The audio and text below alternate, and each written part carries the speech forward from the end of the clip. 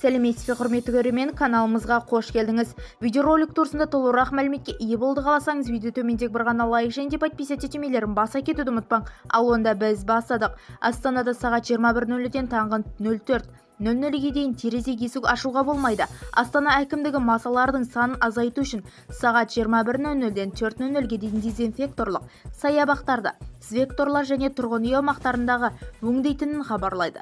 Квадрокоптер мен қамыс өртеп қол жетпейтін жерлерге өңдеу үшін пайдаланылады деп хабарлайды орда.кз. Сондай-ақ қалада залалдандыру жұмыстарын жүргізу үшін механикалық айналмалы бүршігіштер, зиянкестердің күресу үшін машиналар, үлкен су қоймалары, айналмалы жабдықтар мен қайық пайдаланылады.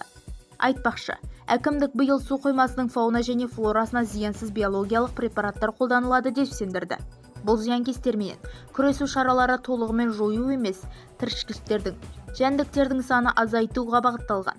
Өйткені олар табиғи экожүйенің ажыралмас бөлігі деп атап өтті әкімдік. Бізді тамашалауды жалғастырыңыз, сау саламат болыңыз.